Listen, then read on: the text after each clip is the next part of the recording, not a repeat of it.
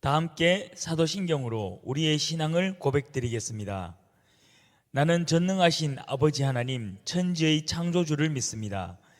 나는 그의 유일하신 아들 우리 주 예수 그리스도를 믿습니다. 그는 성령으로 잉태되어 동정녀 마리아에게서 나시고 본디오 빌라도에게 고난을 받아 십자가에 못 박혀 죽으시고 장사된 지 사흘 만에 죽은 자 가운데서 다시 살아나셨으며 하늘에 오르시어 전능하신 아버지 하나님 우편에 앉아 계시다가 거기로부터 살아있는 자와 죽은 자를 심판하러 오십니다.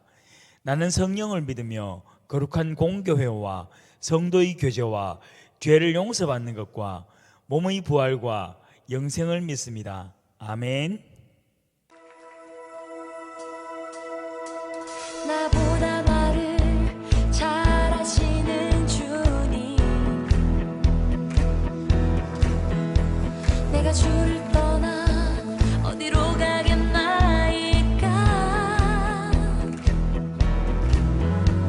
나 어딜 가든지 주의 손이 나를 인도하시며 주의 오른손이 나를 붙드시리다. 나를 창세전부터 계획하시고 지금까지 인도하시네. 하나님이여 주의 생각에 어찌 그리 보배로우신지요. 나의 생각보다 나의 뜻보다 더 크고 놀라우신 주님. 하나님이여 나를 살피사 나의 마음을 다시오니 나를 영원한 길로 인도하소서. 하나님 감사합니다. 우리 중고등부 아들 함께하여 주시고 사랑하여 주셔서 감사합니다. 일주일 동안 학교에서 가정에서 생활하던 우리 친구들이 이곳에 함께 예배를 드립니다.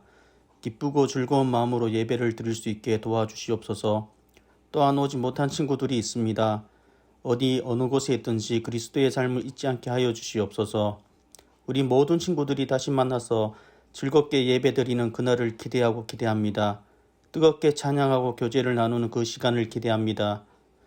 오늘 말씀을 전하여 주시는 전도사님에게 은혜를 주시고 그 말씀이 우리 마음밭에서 잘 자라게 하여 주시옵소서. 사랑합니다. 감사하며 예수님의 이름으로 기도드립니다. 아멘. 오늘 우리에게 주시는 하나님 말씀은 마태복음 16장 24절 말씀입니다. 이에 예수께서 제자들에게 이르시되 누구든지 나를 따라오려거든 자기를 부인하고 자기 십자가를 지고 나를 따를 것이니라. 아멘. 우리는 지난 2주 동안 예수 그리스도를 따른다는 것이 무엇인지 그 의미에 대하여 함께 생각했습니다. 예수 그리스도를 따르려면은 첫 번째, 그리스도의 부르심에 즉시 순종하고 따라야 합니다. 두 번째, 그리스도께서 계신 곳에 함께 있어야 하며, 세 번째, 그리스도의 뜻을 알고 그 뜻에 맞는 삶을 살아야 한다고 이야기하였습니다.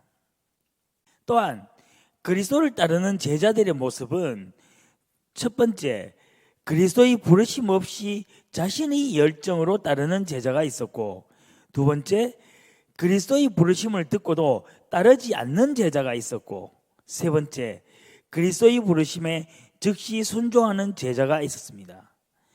그래서 우리 각자의 모습이 어떤 제자의 모습인지에 대해서 함께 생각해 보았습니다.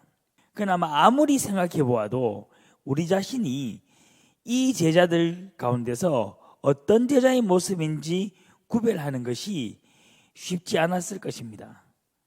그런데 오늘 본문은 예수 그리스도의 부름을 받고 그 부름에 순종하는 제자의 모습을 가르쳐 줍니다. 그리스도의 부름을 받고 그 부름에 순종한 제자는 먼저 자기를 부인하고 그 후 자기의 십자가를 지는 사람입니다. 그리스도의 부름에 응답한 제자는 자기를 부인하는 삶을 삽니다. 여기서 자기를 부인한다는 의미는 무엇입니까?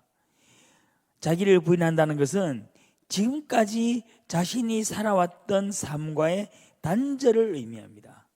이 단절은 각자 자신의 삶을 이끌었던 모든 생각, 가치관, 인간관계, 생활 양식과 같이 한 사람의 삶을 구성하는 모든 것으로부터의 단절입니다. 즉, 이 단절은 과거의 나에 대한 죽음을 의미합니다. 우리가 공과 시간에 배웠던 세례의 의미를 다시 한 번 더 생각해 봅시다. 세례는 내가 그리스도인으로 살겠다는 다짐을 하나님과 교회 앞에서 공적으로 표현하는 고백이면서 동시에 여기서 물로 세례를 받는 것이 과거의 내가 죽고 그리스도인으로 새롭게 태어나는 것을 의미한다고 우리는 배웠습니다. 이 죽음은 예수 그리스도께서 십자가에 돌아가신 죽음과 함께 과거의 내가 죽고 그리스도의 부활과 연합하여서 새로운 나, 그리스도인으로 다시 태어난다는 것을 의미한다고 배웠습니다. 오늘 본문에서 그리스도의 부름에 응답한 제자가 자신을 부인하는 삶을 산다는 것은 이제는 과거의 내가 사는 것이 아니라 그리스도의 제자로서 새로운 삶을 살아간다는 의미를 가집니다. 그런데 여기서 자신에 대한 부인은 제자로서 삶의 과정에서 나타나는 현상입니다. 어떤 사람은 그리스도의 부름을 받고 응답한 후에 제자로서 삶의 처음부터 과거와는 완전히 단절된 삶을 살기도 합니다. 그러나 어떤 사람은 부름을 받고 응답하였지만 삶의 변화가 천천히 나타나기도 합니다. 이런 경우에는 자신이 정말 그리스도로부터 부름을 받은 제자인지 아닌지 굉장히 구별하기가 힘듭니다. 그러나 삶의 과정에서 어느 순간 그는 자신을 부인하고 그리스도의 제자다운 삶을 살아가게 됩니다. 그리스도의 부름을 받은 즉시 새로운 삶을 시작한 사람의 대표적인 예는 바로 사도 바울입니다. 사도 바울은 사람들이 예수를 믿는다는 이야기만 들어도 그 즉시 그 아무리 먼 곳이라도 달려가서 그들을 예루살렘으로 잡아오거나 그 자리에서 죽이던 인물이었습니다. 그러나 그랬던 그가 부활의 그리스도가 자신을 부르는 음성을 듣고 그 음성에 순종한 후에 완전히 새로운 인물로 변화가 됩니다. 그는 자신이 누리고 있던 모든 영광을 배설물로 여기고 그리스도인의 제자로서 살았습니다. 그가 누렸던 영광에는 그는 나면서부터 로마의 시민권을 가진 사람이었고 학문으로서는 당시 최고의 학자였던 가말리엘의 문화생이었습니다. 쉽게 얘기하면 그는 유대인으로서 상위 0.1%에 속하는 인물이었습니다. 그가 자신을 부인하면서 과거의 모든 삶과 단절하고 오직 그리스도의 제자로서 삶을 살기 시작합니다. 유대인으로서 상위 0.1%의 신분이었던 바울은 과거와 단절하고 예수 그리스도의 제자로서 새롭게 삶을 시작하면서 하위 0.1%의 삶을 시작합니다.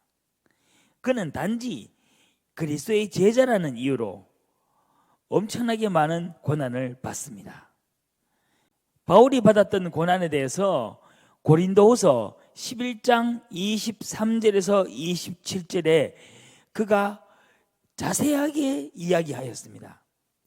23절 후반부부터 함께 읽도록 하겠습니다.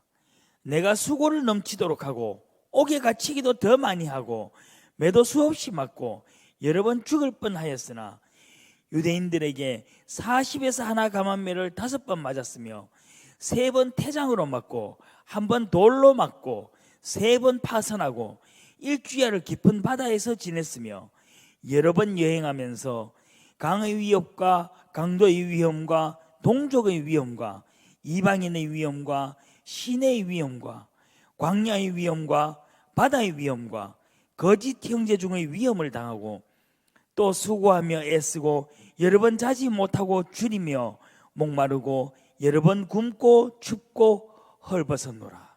바울이 고린도후서 11장에서 이야기하고 있는 이 모든 고난은 단지 그가 그리스도인의 제자로서 삶을 살기 시작하면서 받았던 고난들입니다. 그는 그리스도의 제자로서 자신이 받았던 사명을 감당하는 과정에서 받은 고난입니다. 과거의 삶과 단절이 모든 사람에게 고통과 고난으로 다가오는 것은 아니지만 바울은 그가 누릴 수 있었던 영광이 컸던 만큼 자기 자신을 부인하고 그리스도의 제자로서 새로운 삶을 살기 시작했을 때 엄청나게 큰 고통의 삶을 살았습니다. 바울은 단번에 회심을 하고 고통으로 들어간 반면에 베드로는 바울과는 또 다른 제자의 삶을 살았습니다. 베드로는 그리스도인의 부름을 2번 받습니다. 한 번은 부활 이전 예수님께서 공생의 사역을 시작하실 때 받았고, 또 다른 한 번은 십자가에 못 박혀 돌아가시고 부활하신 이후에 부활의 그리스도로부터 한 번 더 부름을 받습니다. 첫 번째 부름을 받고 따라 나선 베드로의 모습은 제자의 모습이라고, 감히 예수님의 제자라고 소개하기에는 너무나 부끄러운 삶을 살았습니다. 그는 마치 무리를 걸을 수 있을 것처럼 자신 있게 발걸음을 내딛고 몇 걸음 가지 못하고 물에 빠져 허우적대면서 주님 살려주십시오라고 소리쳐 외쳤고, 절대로 예수님을 떠나지 않겠다고 큰 소리쳤지만 몇 시간도 지나지 않아서 예수님을 모른다고, 나는 그의 이름도 들어본 적 없다고 예수님을 부인하였습니다. 또한 예수님께 사랑받는 또 다른 제자 요한과 함께 누가 더 높은 자리에 앉는가라는 문제를 가지고 둘이서 치열하게 싸우기도 하였습니다. 그런데 이런 모습을 보이는 베드로였지만 그는 분명히 예수 그리스도께 부름을 받았고 예수 그리스도의 그 부름에 응답한 제자였다라는 것입니다. 놀랍지 않습니까? 그리스도의 부름을 받은 후 자신의 모든 영광과 단전하고 상위 0.1%의 삶을 포기하고 그리스도의 제자로 살았던 바울이나, 부름을 받고 부름에 응답하였지만은 전혀 제자답지 않은 삶을 살았던 베드로나 모두 예수 그리스도께 부름을 받은, 그리고 그 부름에 순종한 제자라는 사실입니다. 그러나 이렇게 제자로서 볼품없는 삶을 살았던 베드로지만 다시 한번 예수님의 부름을 받은 후, 그리고 그 부름에 순종한 후 베드로는 드디어 과거와는 완전히 다른 삶을 살게 됩니다. 그는 비겁했던 베드로의 모습은 사라지고 십자가의 죽음조차도 담담히 받아들이는 정말 예수 그리스도의 제자다운 삶을 삽니다. 요한복음 11장에는 베드로를 비롯한 제자들이 2번째 부름을 받을 때 모습이 기록되어 있습니다. 그들이 조반을 먹은 후에 예수께서 시몬에게 이르시되 요한의 아들 시몬아, 내가 이 사람들보다 나를 더 사랑하느냐 하시니 이르되 주님 그러하나이다. 내가 주님을 사랑하는 줄 주님께서 아시나이다. 이르시되 내 어린 양을 먹이라 하시고, 또 2번째 이르시되 요한의 아들 시몬아, 내가 나를 사랑하느냐 하시니 이르되 주님 그러하나이다. 내가 주님을 사랑하는 줄 주님께서 아시나이다. 이르시되 내 양을 치라 하시고, 3번째 이르시되 요한의 아들 시몬아, 내가 나를 사랑하느냐 하시니 주께서 3번째 내가 나를 사랑하느냐 하심으로 베드로가 근심하여 이르되 주님 모든 것을 아시오매 내가 주님을 사랑하는 줄을 주님께서 아시나이다. 예수께서 이르시되 내 양을 먹이라. 내가 진실로 진실로 내게 이르노니 내가 젊어서는 스스로 띠띠고 원하는 곳으로 다녔거니와 늙어서는 내 팔을 벌리리니 남이 내게 띠띠우고 원하지 아니하는 곳으로 데려가리라. 이 말씀을 하시면 베드로가 어떠한 죽음으로 하나님께 영광 돌릴 것을 가리키심이라라. 이 말씀을 하시고 베드로에게 이르시되 나를 따르라 하시니, 두 번째 만남 이후 베드로는 그리스도의 제자다운 삶, 자기를 부인하고 자기의 십자가를 지는 삶을 살게 됩니다. 오늘 우리는 어쩌면 이미 한번 예수 그리스도의 부르심을 받고 이 예배의 자리에 참여하고 있을지도 모릅니다. 그러나 그리스도의 부름은 단 한 번으로 끝나는 것이 아닙니다. 오늘 예배 시간에 또는 베드로와 같이 우리가 일상의 삶 속에 있을 때 그리스도께서 우리를 향하여 부르시는 그 부름을 듣고 그 부름에 순종하는, 그리고 마침내 베드로처럼 자신의 모든 것을 버리고 드디어 자기를 부인하고 십자가를 지는 삶을 살게 될 수 있는 우리 예배 공동체가 될 수 있기를 소망합니다. 그리스도의 부름을 받은 제자는 자신의 십자가를 지는 삶을 살아야만 합니다. 기독교인에게 사명, 소명은 굉장히 익숙한 단어입니다. 그러나 여전히 소명이 무엇을 의미하는지 그 의미를 우리는 잘 이해하지 못하고 살아갑니다. 많은 기독교인들이 소명을 진로나 직업과 연결하기도 합니다. 소명을 목회, 선교 또는 전도와 연결하기도 합니다. 물론 이 모든 것들이 소명과 관계가 없는 것은 아닙니다. 그러나 그리스도의 부름을 받은 제자에게 소명은 바로 자신의 십자가를 지는 것입니다. 소명은 어떤 일을 하느냐가 아니라 어떻게 살아가느냐는 삶의 문제입니다. 십자가는 희생을 의미합니다. 교사, 의사, 목사, 선교사 또는 기술자, 판검사, 우리 많은 학생들과 청년들이 원하는 어떤 직업의 종류에서 그런 진로의 결정은 희생과는 사실 관계가 없습니다. 물론 이런 진로들 가운데 많은 일들이 희생을 요구하는 일이기도 합니다. 그렇다고 해서 어떤 특정 진로를 선택하는 것이 우리의 소명과 관계되는 것은 아니라는 것입니다.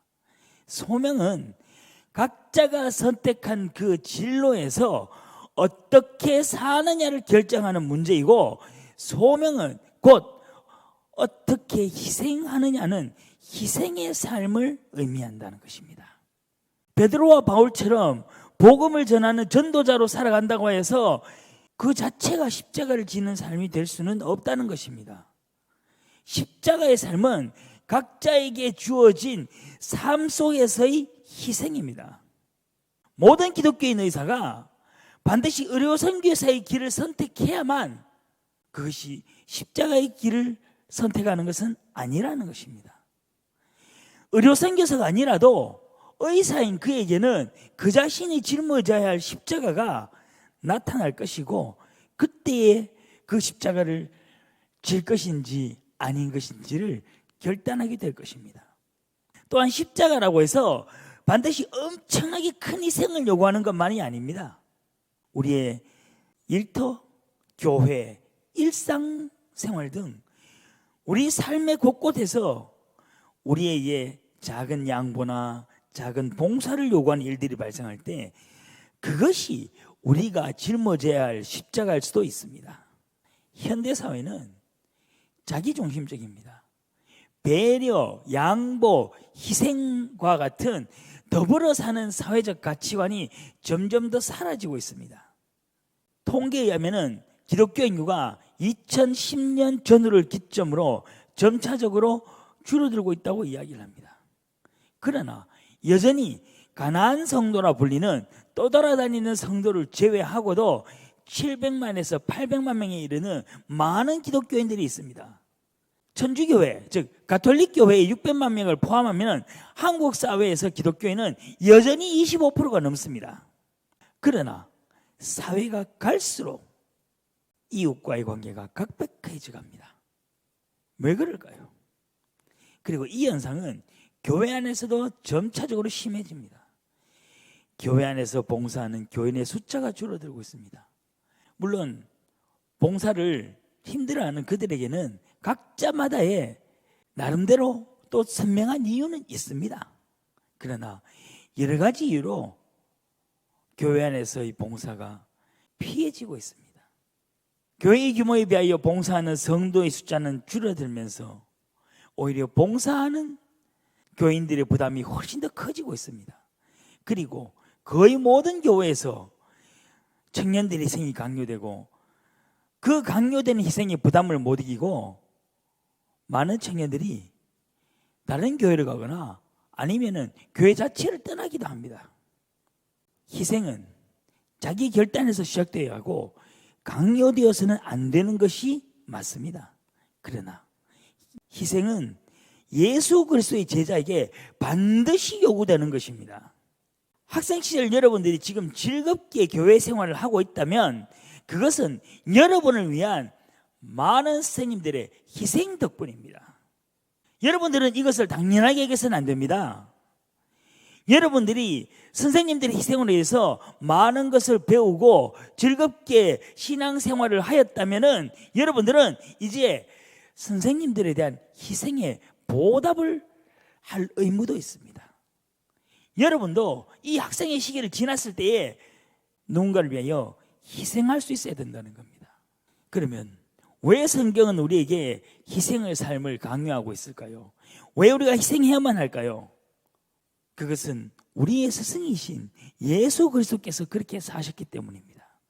예수 그리스도는 하늘의 영광을 버리고 이 땅에 오셨습니다.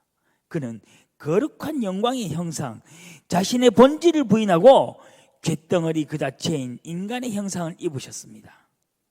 그리고 이 땅에 오신 예수 그리스도는 태초부터 종말에 이르는 모든 인간, 그리고 식물과 동물을 포함한 모든 생명, 그리고 우리가 생명이 없다고 생각하는 땅, 물, 하늘과 같은 모든 우주 만물의 회복을 위하여 자신의 생명을 십자가에서 버리셨습니다.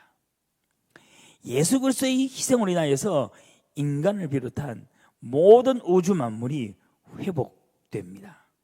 그리고 예수 그리스도께서 십자가에 돌아가신 이 사건을 인하여 십자가는 희생의 상징이 되었습니다. 오늘 본문을 다시 한 번 더 읽어보겠습니다. 이에 예수께서 제자들에게 이르시되 누구든지 나를 따라오려거든 자기를 부인하고 자기 십자가를 지고 나를 따를 것이니라. 우리가 예수 그리스도의 부르심을 따라서 그 부름에 순종한다는 것은 그분의 제자가 된다는 것을 의미합니다. 제자는 스승의 뜻과 가르침을 따라 사는 것이 제자된 기본적인 도리입니다. 우리는 우리의 스승이신 예수 그리스도께서 먼저 자신의 삶을 부인하였고 자신의 십자가를 지는 그러한 희생의 삶을 사셨습니다. 그리고 우리에게 우리 자신의 부인하고 우리가 져야 할 십자가를 지고 따라올 것을 요구하고 계십니다. 여러분, 우리가 그리스도인이라면은, 우리가 예수 그리스도를 정말 우리의 스승으로 생각한다면은 우리는 그리스도의 가르침을 따라 살아야만 합니다. 우리 삶에서 자기 부인도 하지 않고 십자가를 짊어지려고 하지도 않는다면 우리는 예수 그리스도와 어떤 관계도 없는 사람이 된다는 것입니다. 우리는 결코 그리스도인이라 말할 수 없고 우리는 결코 예수 그리스도의 제자라고 말할 수 없다는 의미입니다. 자기 부인과 희생이 없는 사람은 그저 자신의 열정, 자신의 즐거움을 따라서 현재의 신앙생활을 하는 종교인이거나 하나의 동아리 활동 같은 것밖에 의미가 없습니다. 그러나 여기서 중요한 것은 지금 우리 자신의 삶에서 자기를 부인하는 신앙 고백이나 십자가를 짊어지고 그리스도를 따라가는 그러한 희생이 없다고 스스로를 비관할 필요는 없습니다. 앞에서 살펴보았듯이 그리스도와 두 번째 만남이 있기 전 베드로를 비롯한 예수 그리스도의 제자들도 제자로서의 모습은 찾기 어려웠습니다. 우리는 지금부터 제자다운 삶에 대한 고민과 훈련을 시작하면 됩니다. 그래서 정말로 우리가 다시 한 번 더 그리스도의 부름을 듣고 순종하였을 때에 바울처럼, 베드로처럼 그리스도의 제자로서 삶을 살아가면 됩니다. 함께 예배드리는 우리 모든 예배 공동체가 이 시간 이후 들리는 그리스도의 음성에 즉각적으로 순종하고 그 부름을 따라서 살아가는 그리스도의 제자다운 삶을 살아가는 그러한 우리 예배 공동체가 되기를 간절히 소망합니다. 다 함께 기도드리겠습니다. 하나님 감사합니다. 오늘 우리에게 예수 그리스도의 제자로서 어떻게 살아야 하는가를 가르쳐 주심에 감사드립니다. 하나님, 정말 우리를 부르시는 그리스도의 음성을 듣고 그 음성에 순종하고 우리의 삶을 그리스도인의 제자로서 살아갈 수 있는 우리 모두가 될 수 있게 인도하여 주시옵소서. 우리가 우리의 삶을 부인하고 정말 과거의 모든 관계와 단절하고 새로운 그리스도인으로 태어나서 우리가 져야 할 십자가를 지고 살아간다는 것이 얼마나 힘든 일인지 우리가 알고 있습니다. 그리고 이것은 우리의 다짐과 우리의 의지만으로는 될 수 없다는 것도 우리가 분명히 알고 있습니다. 우리가 진정으로 그리스도의 제자로서 살아갈 수 있게 우리 모든 예배 공동체를 인도하여 주시옵소서. 우리가 언제나 우리를 부르는 주님의 음성에 귀를 기울이고 우리의 삶이 혹시 제자가 아닌 길로 들어섰을지라도 다시 한번 우리를 부르는 그리스도의 음성에 응답하고 그리스도의 제자로서 우리의 삶을 살아갈 수 있도록 우리를 인도하여 주시옵소서. 이 모든 말씀 우리 주 예수 그리스도의 이름으로 기도드립니다. 아멘. 다 함께 주기도문 드리겠습니다. 하늘에 계신 우리 아버지, 아버지의 이름을 거룩하게 하시며 아버지의 나라가 오게 하시며 아버지의 뜻이 하늘에서와 같이 땅에서 이루어지게 하소서. 오늘 우리에게 일용할 양식을 주시고 우리가 우리에게 잘못한 사람을 용서하여 준 것 같이 우리 죄를 용서하여 주시고 우리를 시험에 빠지지 않게 하시고 악에서 구하소서. 나라와 권능과 영광이 영원히 아버지의 것입니다. 아멘.